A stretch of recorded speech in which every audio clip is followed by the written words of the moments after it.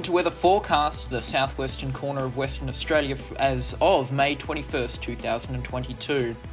A lot is going on in the southwestern corner of Western Australia. We've had thunderstorms over the course of this week, including some pretty severe ones around the Perth metro area, and now it looks like we're about to be bashed by a powerful cold front this weekend, Sunday and into Monday.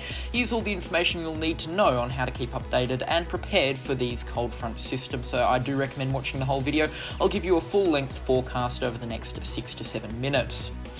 So the cold front, as you can see on the right of your screen, it is building and it is approaching the Perth coastline, Busselton and Albany as well. Here is the winter weather outlook, valid of May 21st, 2022, produced by Force 13 Australia.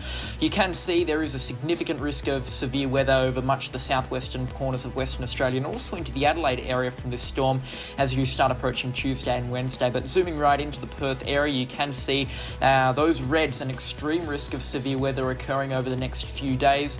Oranges, a severe risk of dangerous weather occurring. Yellows and greens and blues decreasing in likelihood of that severe weather. However, still, you could be seeing a widespread severe weather event unfold over much of southwestern WA and into South Australia as well, with those blues extending over towards Ceduna in South Australia and also including King Island and also into Adelaide as well. So a very widespread cold front is expected to impact the southwestern corner of Australia, and we are expecting that to bring heavy rainfall, damaging winds, large waves, and also maybe some isolated snow over the Stirling Range. It's still a little bit early to tell yet. So what severe weather warnings are out right now? Well, currently none, but I imagine tomorrow morning we'll definitely start to see some severe weather warnings pop up for the Perth metro area and down into the southwest and lower west regions of Western Australia. What warnings am I expecting? Well, warnings are possibilities, destructive winds, heavy rainfall, destructive surf and isolated flooding as well, with a 90% chance of damaging winds and a 50% chance of destructive winds in excess of 125 kilometres an hour. Heavy rainfall, also a threat, with more than 50 millimetres of rain expected for multiple locations, so a 70% chance of heavy rainfall. However, low chance of intense rainfall. However, isolated falls could approach 75 millimetres in 24 hours. Dangerous wave heights are also possible, with a 60% chance of waves in excess of 6 metres colliding with the WA coastline, and abnormally high tides are also expected, coinciding with a decently large moon. Here's a look at our winter weather outlook, valid from the 21st of May 2022. You can see Fremantle and Augusta, the locations picked to receive the worst conditions from this storm. We are both expecting a high risk, an extreme risk of severe weather rather. The forecast will pan out more tonight into tomorrow morning, so confidence will increase. However, we really are expecting an extreme weather event to unfold over the southwestern parts of Western Australia, the likes of which we only see about twice a year on average. And this severe weather will protrude as far inland as Lake Grace, with a moderate risk of severe weather, mainly rainfall and wind over there. We're not expecting anything in the realm of severe flooding. In summary, a powerful and large cold front is expected to slam the WA coastline late on Sunday with damaging winds, heavy rainfall and massive waves. There is a high risk of extreme weather conditions across much of WA's southwest and lower west, not including inland into sort of the Goldfields region. This front isn't expected to protrude as far inland. And as you can see on the latest model forecasts, the front is going to be very severe indeed. So starting by midday Saturday, you can see winds come around the Perth metro area, but by mid-Sunday, really starting to pick up those greens, 30 knots or higher. And if you do see some deeper greens, that's 50 knots or higher. They mainly come into effect by the time we start getting into mid-Monday and late Monday. That's when it's going to be business time, especially for locations between Margaret River and Jurien Bay. We'll be seeing some significant weather conditions unfold there. Heavy rainfall and destructive winds, the main concern. However, we could also be seeing some isolated thunderstorms, hail and even snow in locations elevated above 1,000 metres high.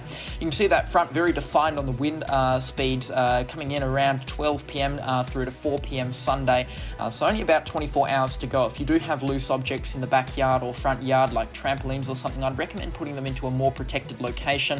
If you've got cars outside under trees, I'd also recommend moving those because trees are likely to fall in this sort of weather situation.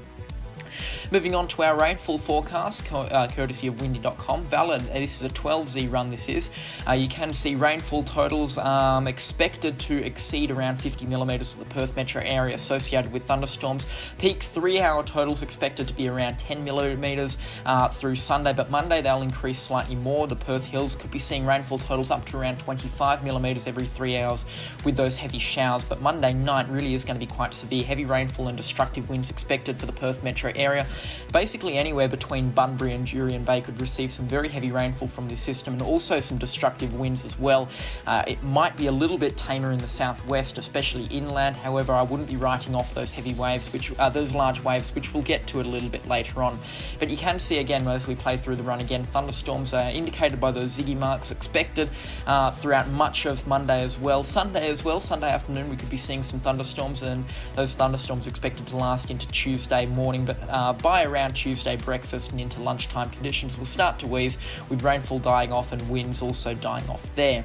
Moving on to look at the wave heights, you can see maximum waves expected through Saturday and into Sunday, really not approaching anything higher than 3 metres, but as you start getting later into Sunday, those waves really do start to build, especially into Monday morning. Wave heights offshore from Perth could exceed 4 metres in the morning.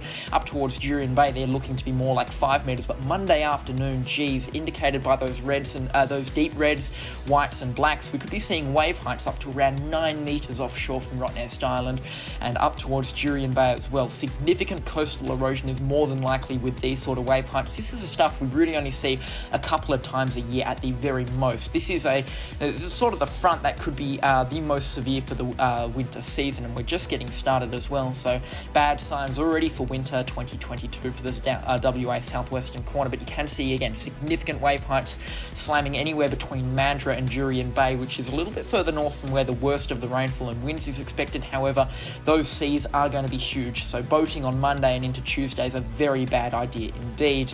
Looking at the latest IR satellite imagery, you can see those reds, those thunderstorms starting to pop up in the frontal line just offshore from the WA coastline. It's still a good couple of thousand kilometres offshore, maybe about 900 to 1,000 kilometres offshore, so there's definitely still time to prepare for this system, and there's a lot of ground for this system to cover, and the forecast will become clearer tonight from the Bureau of Meteorology, so we'll be bringing you the latest on Force 13 Australia regarding that.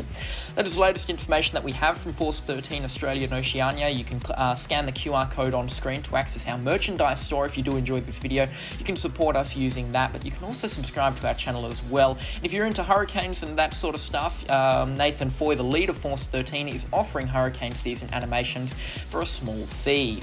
You can follow our outlets as well, subscribe to our YouTube channel, follow our Twitter, visit our website to track tropical cyclones live and to be updated on the latest weather news happening all around the world. It's a fantastic website. It's like the ABC News for weather, so I'd highly recommend checking that out for sure. Patreon as well, you can support us starting at low prices every month, and also go to store.force13.com to purchase our merchandise. But that's all from us, and we'll catch you all in the next storm. Goodbye.